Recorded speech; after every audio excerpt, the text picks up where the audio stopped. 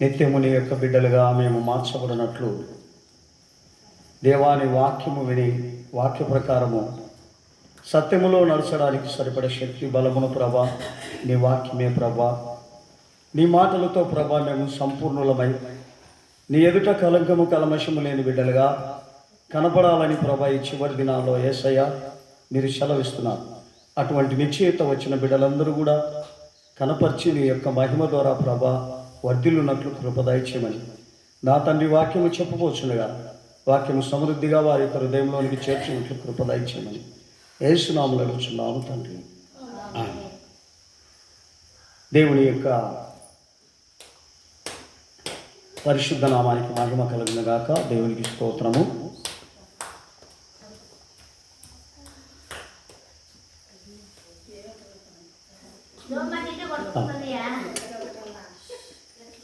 కీర్తన 37వ అధ్యాయము 5వ వచనం మనం చదువుదాం.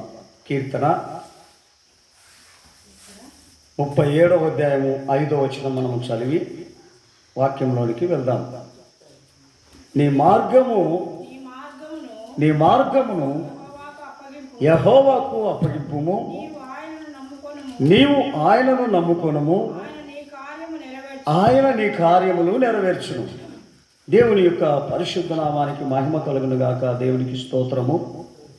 దేవుడు వాక్యంతో ఏమంటున్నాడంటే, నీ మార్గములను దేవునికి అప్పగించుము, ఆయన నీ మార్గములన్నిటినీ సఫలపరచును అని ప్రభు సెలవిస్తున్నాడు. మరి ఆయనకు ఏ మార్గములను అప్పగించాలని దేవుడు మనకు హెచ్చరిస్తున్నాడు. గమనించండి ప్రియమైన వారులారా, ఆయన యొక్క మార్గము ఎలాగుంటాయి చెప్పండి. అవి నీతి కలిగినవి, అవి యథార్థము కలిగినవి, అవి నిందలేనివి, అవి పరిశుద్ధమైనవిగా ఆయన యొక్క మరి మార్గములు. ఆ మార్గములలో ఒక మనుషుడు ఎదగాలనే ప్రభు యొక్క ఇష్టం. అన్యాయపు మార్గములను, అక్రమైన మార్గములంటే ఆయనకు అసహ్యం. అందుకనే ఆ మార్గములను విడిచి యథార్థమైనటువంటి ఒక మార్గములో మీరు నడవాలని ఆయన మనకు ఆయన మార్గముల గురించి హెచ్చరిస్తున్నాడు. 7వ వచనములో మనం చూసినప్పుడు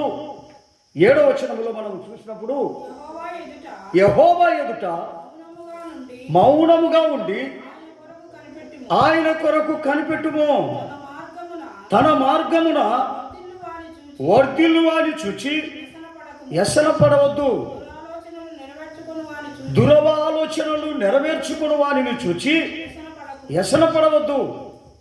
ఏమంటున్నాడు గమనించండి ప్రియమైన వారులారా.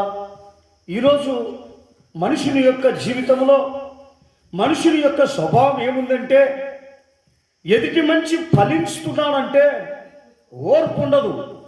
ఎదుటి మనిషి చక్కగా అతని యొక్క మార్గంలో వర్ధిల్లుతున్నాడు అంటే జనులకు ఏమాత్రము ఇష్టం ఉండదు. అందుకనే ఇటువంటి యొక్క స్వభావము దేవునికి ఇష్టమైనది కాదు. అందుకని ఎదుటి మనిషి వర్ధిల్లుట చూచి వ్యసన పడవద్దు, వారి మీద పగబెట్టుకోవద్దు, వారు ఎలాగా ఈ రీతిగా అభివృద్ధి చెందుతున్నారు అని చెప్పి నీవు అనుకొని ఏమాత్రము వానికి హాని కలిగించకుండా చూసుకోమని ఆయన మనతో హెచ్చరిస్తున్నాడండి.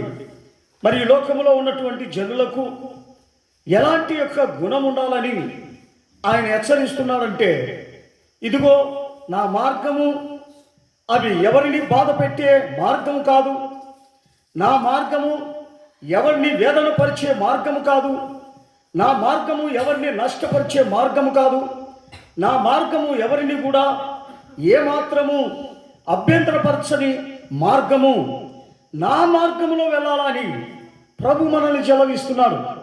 గమనించండి ప్రియమైన వారులారా, మన మార్గము ఎటువంటిది, మన మార్గము దేనికి పనికొస్తుంది? అది ఒక పాతాళానికి వెళ్ళడానికి, నరకానికి వెళ్ళడానికి పనికొస్తదే కానీ ప్రభు మార్గములో వెళ్ళడానికి పనికిరాదండి. మన సొంత మార్గము ఏది కూడా మనకు ప్రయోజనకరంగా మార్చబడదు. అందుకనే ప్రభు చెప్తున్నాడు, నీ మార్గములన్నిటినీ నాకు అప్పగించి నువ్వు మౌనంగా నిశ్చింతంగా ఉండు, ఆ కార్యములు నేను నెరవేరుస్తాను అని ప్రభు సెలవిస్తున్నాడు. గమనించండి ప్రియమైన వాళ్ళారా, ఈరోజు మానవుడు అలాగున్నాడా? తన యొక్క సొంత మార్గములో పరిగెత్తుచున్నాడే కానీ, సొంత ఆలోచన ప్రకారం జీవిస్తున్నాడే కానీ, దేవుని యొక్క ఆలోచన ఏమాత్రము ఆ మనిషిలో ఉండదు.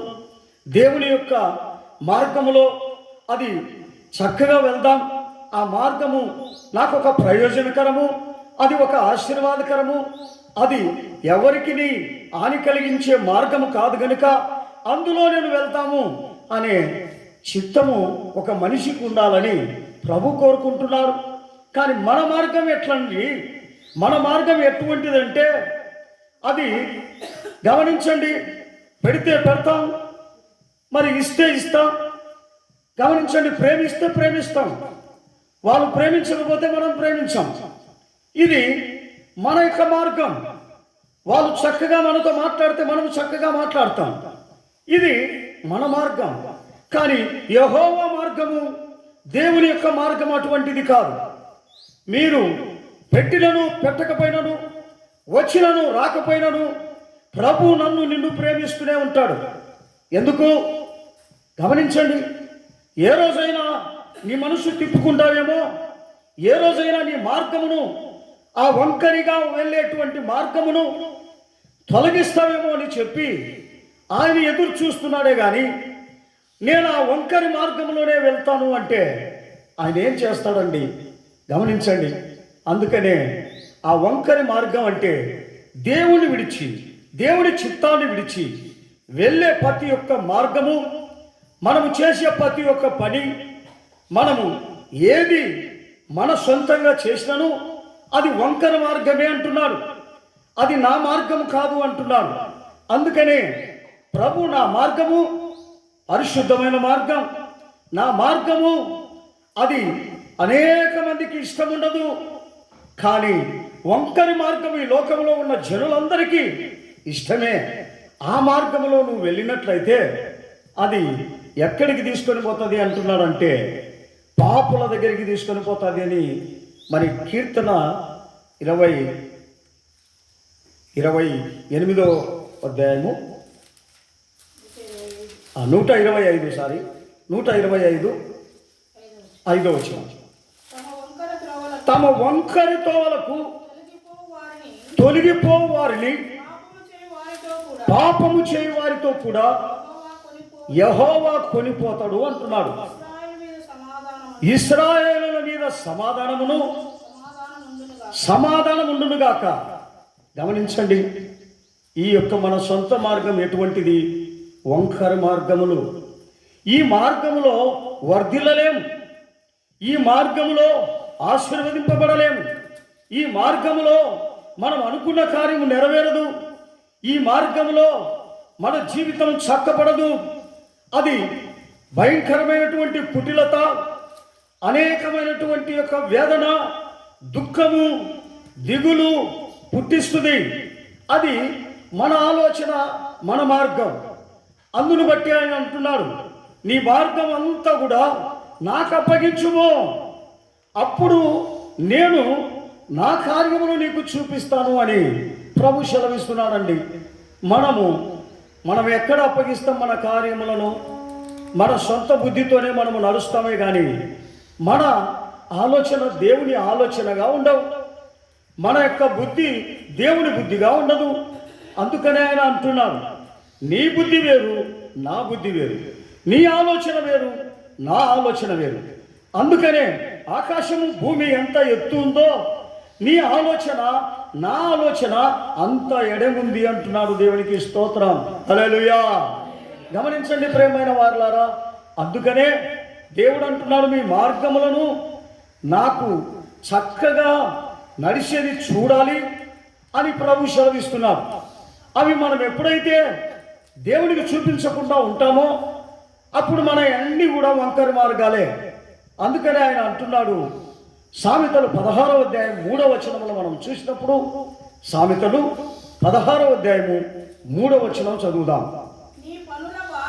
నీ పనుల భారము యెహోవా మీద ఉంచుము, అప్పుడు నీ ఉద్దేశములు సఫలమగును. హల్లెలూయా. ఏమంటున్నాడండి దేవుడు? నీ పని చేసే భారం, నువ్వు చేసే ప్రతిదీ, ఏ కార్యమైనను నీ సొంతంగా నడవద్దు, నీ సొంతంగా ఆలోచన చేయొద్దు. అన్నిటినీ ఆయన మీద వేసి ఇది జరగాలి ప్రభువా అని ప్రార్థన చేయమంటున్నాడు. నువ్వు ఊరికే నోటి మాటతో చెబితే కాదు, దాని కొరకే పదే పదే దేవుణ్ణి శోధించమంటున్నాడు, పదే పదే అడగమంటున్నాడు. గమనించండి ప్రియమైన వారలారా, న్యాయాధిపతి అయినటువంటి ఒక మనుషుడు ఒక గ్రామంలో ఉండేవాడు. ఆ న్యాయాధిపతి కఠినస్తుడును, అన్యాయస్తుడును, అక్రమమైన మనిషి. ఇటువంటి ఒక మనిషి దగ్గరికి ఒక విధవరాలు వెళ్ళింది. ఆమెకు ఎవరూ లేరు, ఆమె ఒక్కతే ఈ భూమి మీద జీవించేటువంటి ఒక మనిషిగా, సహాయం చేసే మనిషిగా ఎవరూ లేరు, కాపాడే మనిషిగా ఎవరూ లేరు, సలహా చెప్పే మనిషిగా ఎవరూ లేరు. అందుకు ఆమె కఠినం కలిగినటువంటి న్యాయాధిపతి దగ్గరికి దిన్నము వెళ్ళుచు, అయ్యా నాకు అన్యాయం జరిగింది ఈ లోకములో, గనుక నాకు న్యాయం తీర్చండి, నాకు న్యాయం తీర్చండి అని ప్రతిదినము వెళ్ళేది. ఎందుకంటే ఈమెకు పలుకుబడి లేదు, ఈమెకు మనుషులు తెలిసిన వాళ్ళు లేరు, ఈమె దేనికి ప్రయోజనం కాదు, ఈమె దేనికి అక్కరకు రాదు. అందుకని ఆ న్యాయాధిపతి ఏమి పట్టించుకోలేదు. గమనించండి ప్రియమైన వారలారా, ఇటువంటి యొక్క అన్యాయస్తుడైనటువంటి న్యాయాధిపతి ఇలాగే దిన్నము వెళ్తే గేటు దగ్గరికి పోతే దొబ్బుతా ఉన్నాడు, తన మనుషులతో కట్టెలతో కొట్టి దొబ్బిస్తూ ఉన్నాడు. కానీ ఆమె మాత్రం ఏమాత్రము మరి నొచ్చుకోలేదు, దిగులు పడలేదు, ఆయన మీద కోపపడలేదు, ఆయన మీద అసూయపడలేదు, ఆయన చెయ్యడు అని అనుకోను లేదండి. పదే పదే పదే పదే ఆ న్యాయాధిపతి దగ్గరికి వెళ్తా ఉంది, దిన్నము వెళ్తా ఉంది, దిన్నము కొట్టించుకొని వస్తుంది, దిన్నము వెళ్తా ఉంది, గేటు దగ్గర నుండి తోసి వేస్తా ఉన్నారు వారి పని మనుషులు. ఇలాగా ఎప్పుడైతే ఈ న్యాయాధిపతి ఇలాగ చేస్తున్నాడో అతనికే ఒక ఇసుకొచ్చింది, అతనికే ఒక బాధ కలిగింది. ఏమిటయ్యా, ఈమె ఎంత చెప్పినా కూడా ఈమె మనల్ని వదిలిపోలేదు, ఈమె మనల్నే నమ్ముకుంది గనుక, ఆమెకు ఎవరు లేరు గనుక ఈమెకు ఖచ్చితంగా న్యాయం తీర్చాలా అని ఆమెను రమ్మని ఆ న్యాయాధిపతి సెలవిచ్చినట్లుగా మనం చూస్తున్నాం. వెంటనే ఆ న్యాయాధిపతి నీకు ఏం కావాలమ్మా అని అడిగినప్పుడు ఆమె చెబుతా ఉంది, అయ్యా ఇదిగో నాకు నా యొక్క భూమిని ఎవరు లేరని వాళ్ళు గుంజుకున్నారు, మరి దానికి న్యాయం తీర్చి నా భూమి నాకు ఇప్పించవా అని అడిగినప్పుడు వెంటనే ఆ న్యాయాధిపతి కఠినమైన మనుషుడు మనసు మార్చుకొని ఆమెకు న్యాయం చేసినట్లుగా, ప్రేమైన దేవుని బిడ్డ, ఈరోజు నా యేసు మన దేవుడు మనకు న్యాయం చేయకుండా ఉంటాడా? అందుకనే నీ పని భారములన్నీ నా మీద వేయి, నీ సంఘటనలన్నీ నా మీద వేయి, నీ పిల్లల గురించి నా మీద వేయి, నీ యొక్క సమస్యల గురించి నా మీద వేయి, నీ పిల్లల ఉద్యోగాల గురించి నా మీద వేయి. నీకు ఏది కావాలన్నా నీ సొంతంగా నీ డబ్బును చూసో, నీ ఆస్తిని చూస్తూ, నీ అంతస్తును చూసో వెళ్ళొద్దు, మార్గమును తప్పియద్దు. నాకు ప్రభువే సహాయం చేయాలి. ప్రభు ఇస్తే ఏదైనా అది శాశ్వత కాలం ఉంటుంది. ప్రభు ఇవ్వని ఏ వస్తువైనా అది నా ఇంటికి శాపగ్రస్తంగా ఉంటుంది. అది కొడుకిచ్చినా, బిడ్డకిచ్చినా, నాకిచ్చినా, నీకిచ్చినా అది శాపమే. ఆ శాపము అది మన ఇష్ట ప్రకారం తెచ్చుకొనింది, కానీ దేవుని ఇష్ట ప్రకారం తెచ్చినది కాదు. అందుకని ప్రతి విషయంలో మరి మనం ఎవరిని అడగాలంటున్నాడు?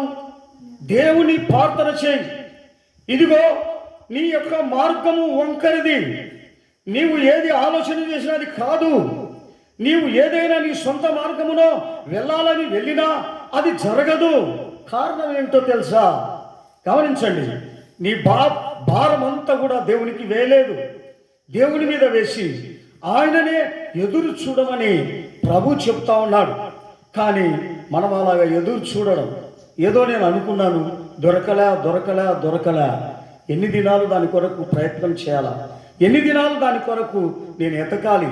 మరి ఎవరు నా మాట వింటున్నారు? కానీ దేవుడు కూడా ఉన్నాడని చెప్తున్నారు. ఏ రోజు నా మాట విని నా కార్యములను సఫలపరచలేదు అని నువ్వు అనుకొనవద్దు బిడ్డ. ఎందుకో తెలుసా? నీ భారము పూర్తి వేళ మాటతో నువ్వు దేవునికి చెప్తా ఉన్నావు, పెదవులతో చెప్తున్నావు, కానీ హృదయం నుండి వచ్చే మాట కాదది. హల్లెలూయా. అందుకని నీ కార్యములు సఫలం కాలేదు. హృదయం నుండి చెబితే, హృదయం నుండి ప్రార్థన చేస్తే ఆ కార్యములు రాకుండా ఉంటాయా? అందుకనే ఆయన అంటున్నాడు, ఏమంటున్నాడు? నీ భారములు, నీ పని భారములు, నీ కష్టమైన భారములు నా మీద వేసినట్లయితే ఖచ్చితంగా నేను నీకేం చేస్తాను? నేనేం చేస్తాను? నేను అది సఫలపరుస్తాను అంటున్నాడు.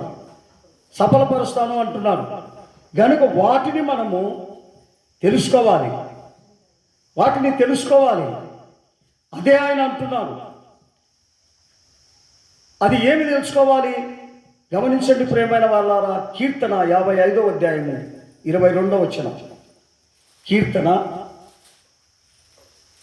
55వ అధ్యాయము 22వ వచనం. 55వ అధ్యాయము 22వ వచనం.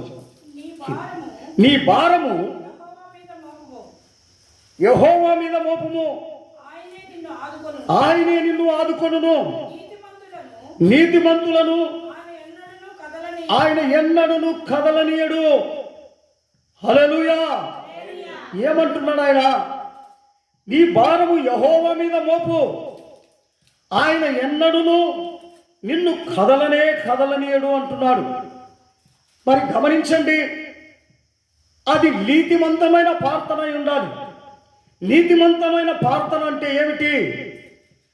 మన భారము దేవుని మీద వేసి దానే చూస్తూ ఉండడము. అది దేవుడు చేయాలి, నాకు చేస్తాడు, చూస్తూ ఉన్నాను అనేది ఉండాలి. మనం ఏం చేస్తామంటే ఈ శ్వాసంలో ఉన్నాం, ప్రార్థనలో ఉన్నాం, ప్రార్థన చేస్తున్నాం, కానీ భారము ఆయన మీద మన భారం లేదు. ఒక సహోదరుడు నా యొద్దకు వచ్చినాడు, మంచిగా సేవ చేస్తున్నాడు, మంచిగా ప్రార్థన చేస్తున్నాడు, కానీ ఆ భారం వచ్చేసి ఈ లోకానుసారమైనటువంటి ఒక భారముగా అతడు తన మీద వేసుకొని అనేక రీతిగా అతడు హాస్పిటల్కు అనేక రీతిగా తిరిగి ఉంటే అది బాగా కాలేదండి. ఎందుకు బాగా కాడకోకుండా పోతా ఉంది చెప్పండి? ప్రభువా, ఈ శరీరము నువ్వు ఏర్పరిచినది, నా మాటలు కూడా నేను మాట్లాడాలంటే నువ్వు ఇచ్చినది, నా అవయవములన్నీ కూడా నీ ద్వారా సృష్టింపబడినవి, గనుక ఇవన్నీ నీకే సొంతం అనేటువంటి యొక్క నిశ్చయతతో ఏ యొక్క అవయవము నశించదని ప్రభు చెప్తా ఉంటే మనం ఇక్కడ నశిస్తూ ఉంది అంటే అదెంత దౌర్భాగ్య స్థితి. గమనించండి ప్రియమైన వారలారా. అందును బట్టి మనం డాక్టర్లను సంప్రదిస్తూ ఉన్నాం. వాళ్ళ చేత అయినది దానిని బాగు చేస్తారు, వాళ్ళ చేత కానేది మా చేత కాదు, దేవుడే బాగు చేయాలా అంటాడు. గమనించండి, వారి చేత కాదని చెప్తా ఉన్నప్పటికీ మరి దేవుని ఆశ్రయించుకోకుండా మనం వెళ్ళినట్లయితే ఎంత దౌర్భాగ్య స్థితి ఒకసారి మనం ఆలోచన చేయాలి. అందుకని ఆయన అంటున్నాడు, ఏమంటున్నాడు? మీ భారం అంతటిని ఎవరి మీద వేసి మీరు నిశ్చింతంగా ఉండండి? యెహోవా మీద. కానీ మన భారం ఎవరి మీద వేస్తాం? మనుషుల మీద వేస్తాం. మన భారం ఎవరి మీద వేస్తాం? మన శక్తి మీద ఉంటుంది. మన భారం ఎవరి మీద ఉంటుంది? మన బంధువుల మీద ఉంటుంది. మన భారం ఎవరి మీద ఉంటుంది? మన యొక్క ఆలోచన చెప్పే వాళ్ళ మీద ఉంటుంది. ఇటువంటి అన్నీ కూడా దేవునికి ఇష్టకరమైనటివి కావు. అందుకనే ఆయన చెప్తున్నాడు, నీ భారం ఏదైనా కూడా అది నాకే వేయాలా, నేనిచ్చేదే నీకు న్యాయమైనది. అందుకనే అంటున్నాడు, నీతిమంతులు చేసే మరి విజ్ఞాపనలు నేను ఆలస్యం చేయను, వారికి తొందరగా ఆ కార్యమును నెరవేరుస్తాను అంటున్నాడు. మరి నీతివంతమైనదంటే ఏమిటి? గమనించండి ప్రియమైన వారులారా, మనము మిక్సింగ్గా ఉంటాం. ఇక్కడ దేవుడు కావాలి, అక్కడ లోకము కావాలి. ఇలాగ మనం ఎప్పుడైతే మిక్సింగ్గా ఉంటామో అది దేవుని చిత్తం కాదు. ఎప్పుడు మన కార్యములు నెరవేరకుండా ఉన్నాయంటే మనము రెండు పడవల మీద ప్రయాణం చేస్తున్నామని అర్థం చేసుకోవాలి. అయ్యో, నా ఒక్క మార్గం లేదు, రెండు గుణాలు ఉన్నాయి నా దగ్గర. లోక గుణం ఉంది, దేవుడు కావాలా అంటున్నాను. దేవుడు ఏమంటున్నాడు? ఒకదాని మీదనే నడుచు అంటాడు. నువ్వు ఒక్క మార్గం విడిచి రెండో మార్గం ఎత్తుకున్న నీకు ఎలాగ నేను సహాయం చేస్తానని నువ్వు అనుకుంటున్నావు? గమనించండి ప్రియమైన వారులారా, ఎప్పుడైనా కూడా దేవుడు మనతో ఏమి చెబుతున్నాడు? నీ యొక్క సమస్యలన్నీ, నీ యొక్క సంఘటనలన్నీ, నీ మరణకరమైన స్థితి అయినను, ఇదిగో ఈరోజో రేపో నా యొక్క శరీరము మృతతుల్యమైపోయి అది వెళ్ళిపోతా ఉంది అనే నాటి జీవితానికి వచ్చినను, అప్పుడైనను ప్రభువా, ఈ శరీరము ఇది మట్టిదే, మట్టికి వెళుతూ ఉంది గనుక మట్టిలో ఉన్నటువంటి ఈ శరీరములో ఉన్న గుణగణాలు పరలోక రాజ్యానికి వెళ్ళకూడదు ప్రభువా. ఇదిగో ఆత్మ సిద్ధమే, ఆత్మలో ఉన్నటువంటి యొక్క నీ చిత్తమే నాకు కావాలా అని చెప్పి ఎప్పుడైతే శరీర క్రియలను చంపి ఆత్మక్రియలకు మనము అప్పగిస్తామో, అందుకని ఆయన అంటున్నాడు, మత్తయి సువార్త 15వ అధ్యాయము 9వ వచనంలో ఉంది. ఏమంటున్నాడంటే, నీ హృదయము నాకు చాలా దూరంగా ఉంది, మనుషులు కల్పించిన పద్ధతులు దైవోపదేశములు అనుచు నీవు నన్ను వ్యర్థముగా ఆరాధిస్తున్నావే కానీ, పెదవులతో నన్ను గణపరుస్తున్నావే కానీ నీ హృదయం నాకు చాలా దూరంగా ఉంది అంటాడు. గమనించండి ప్రియమైన వారులారా, పెదవులతో దేవా అంటున్నాం, పెదవులతో ప్రార్థన చేస్తున్నాం, పెదవులతో అందరికీ చెప్తున్నాం, కానీ హృదయం మాత్రం దేవునికి కావాల్సినటువంటి హృదయం దూరంగా ఉంది దేవునికి. చదవమ్మా. ఈ ప్రజలు తమ పెదవులతో నన్ను గణపరచుదురు, కానీ వారి హృదయము నాకు దూరముగా ఉంది. మనుషులు కల్పించిన పద్ధతులు దైవోపదేశములను బోధించుచు వారు నన్ను వ్యర్థముగా ఆరాధిస్తున్నారు. గమనించండి ప్రియమైన వారులారా, మన మాట దేవుడు వినలేదు అంటే, మన కార్యములు దేవుడు సఫలపరచలేదు అంటే మన మాట పెదవులతో వస్తూ ఉందని అర్థం. హృదయంలో నుండి దేవునికి సమర్పణ లేదు. హృదయంలో నుండి ప్రభువా, ఇదిగో నా భారము నీ మీద ఉంది, నువ్వే ఆ భారాన్ని తీసేయాలి, నువ్వే వాటిని నెరవేర్చాలి, నువ్వే వాటిని ప్రభువా సకల జనులు చూసేటట్లుగా నేను నీకు సాక్ష్యం చెప్పే రీతిగా ఆ కార్యములు నెరవేర్చు అని నీవు కన్నీళ్లు కార్చి ఏ రోజైనా దేవుణ్ణి అడిగినట్లుగా దాఖలాలు ఉన్నాయా? ప్రభువా, ఆ రీతిగా పశ్చాత్తాపపడుతూ కన్నీళ్లు కార్చినప్పుడు ఆ బుడ్డిలో, నీ కన్నీళ్లు బుడ్డిలో పట్టుకొని దేవుని దగ్గరికి తీసుకొని వెళ్తాడంటది. తీసుకొని పోయి ప్రతిదినము నువ్వు ప్రార్థన చేసినప్పుడల్లా ఆ బుడ్డిని చూస్తూ మతికి చేసుకుంటాడంట. ప్రియమైన దేవుని బిడ్డ, ఒక్కసారి ఆలోచన చేయి. మరి అటువంటి యొక్క ప్రార్థన జీవితం నీ దగ్గర ఉందా? అటువంటి యొక్క స్థితి నీ దగ్గర ఉందా? ఒక్కసారి యేసయ్య వాక్యముని విను. అందుకనే మీ హృదయములు నా హృదయములు అయితే మీకు కొదవేమిటి, తక్కవేమిటి, మీరు అనుకున్న కార్యం ఎందుకు నెరవేరవు, ఎందుకు జరిగించవు, కానీ శరీరం తప్పిపోతా ఉంది బిడ్డ అంటున్నాడు. అందుకనే ఇర్మియాలో చెప్తాడు ఆయన, 49వ అధ్యాయం 11వ వచనంలో చెప్తాడు. ఇర్మియా 49:11 వచనం. అనాథులకు నీ పిల్లలను విడువుము, నేను వారిని సంరక్షించెదను. నీ విధవరాండ్లు నన్ను ఆశ్రయించాలి. హల్లెలూయా. ఏమంటున్నాడండి యేసయ్య? నీ పిల్లలు నాకు అప్పగించు, విధవరాండ్లైన వాళ్ళు నాకేం చేయాలి? నన్ను ఆశ్రయించాలి. మీ ఆధారము నేనే, మీ జీవితానికి ఆశ్రయదుర్గము నేనే. నన్ను మీరు ఆశ్రయించినట్లయితే కొదవేంటండి, తక్కువేంటండి అని నేను సఫలం చేస్తా. అందుకనే మీరు ఆధారము లేదు, నాకెవరు దిక్కు లేరు, నన్ను ఎవరు చూసేవారు లేరు అని మనుషులతో చెప్పొద్దు. అదే నిన్ను సృష్టించిన యేసయ్య. మనల్ని సృష్టించినది మన అమ్మ నాయన కాదు. గమనించండి, మన యొక్క తండ్రే.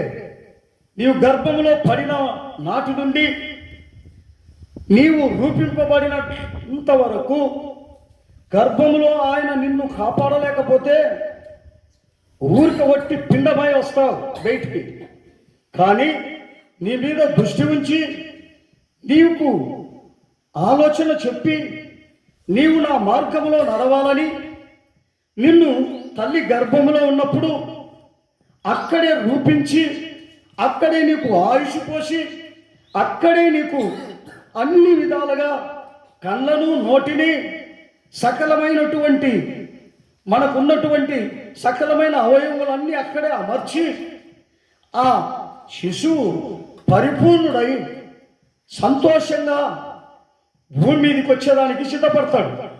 అలాగనే భూమి మీద ఉన్న నువ్వు, పాపిష్టి జనం మధ్యలో ఉన్న నువ్వు అలాగే రూపింపబడి నువ్వు యేసు దగ్గరికి పోవాలనే దేవుడు నన్ను పిలిచినాడు. ఎట్లనో పుట్టినప్పుడు నుండి అదే పాపంతో, అదే అన్యాయంతో, అదే అక్రమంతో నా దగ్గరికి వస్తే నేను ఎలాగ నిన్ను తీసుకుంటా? గనుక ప్రేమైన దేవుని బిడ్డ, వాటిని భూమిలోనే విడిచిరా. వాటిని అక్కడే ఆ బుద్ధి, ఆ జ్ఞానము, ఆ సహవాసం అన్నిటిని విడిచి పరలోకం వచ్చేటప్పుడు నీవు నా బిడ్డగా రామంటున్నాడు. అటువంటి నిశ్చయత నీలో నాలో ఉండాలని ప్రభు నన్ను ఇక్కడికి పిలిచినాడండి. ఏదో ఊరికే కాదండి. అది లేకుండా నేను దేవుని సన్నిధానానికి వెళ్తున్నాను, అవన్నీ నేను అడగను, దానితో నాకు పని లేదు అంటే అది మన మూర్ఖత్వము. మనము దేవునికి విలువ ఇచ్చేటువంటి ఒక గుణం లేదని అర్థం. దేవుడి వాక్యమును దీవించునుగాక. దేవునికి స్తోత్రం. చిన్న ప్రార్థన చేసుకుందాం. పరిశుద్ధుడైన దేవానికి స్తోత్రములు తండ్రి. దయగలిగిన ప్రభా, నీ దయతో యేసయ్యా, ఇదిగో నా తండ్రి, ఇంతవరకు వాక్యం చెప్పిన కృపను బట్టి నీకు స్తోత్రం. నీ దయ లేనిది నేను ఏ వాక్యం చెప్పలేను ప్రభా. నా తండ్రి, నా హృదయం తెరవాలంటే, నా నోటి నుండి మాట్లాడాలంటే నేను వ్యర్థుడను ప్రభా. లోకములో ప్రభా పనికిరాని వాని, అటువంటి వాని యొక్క హృదయములో నీ మాటలు పెట్టి నీ బిడ్డలకు తెలియపరుస్తున్న కృపను బట్టి నీకు స్తోత్రం. నీ యొక్క దయ ఎల్లప్పుడూ ప్రభా మా మీద ఉంచి వచ్చిన బిడ్డలందరినీ కూడా ప్రభా ఆశీర్వదించి పంపినట్లు కృప దయచేయమని యేసునామములో అడుగుచున్నాము తండ్రి. ఆమేన్. హల్లెలూయా, హల్లెలూయా, హల్లెలూయా.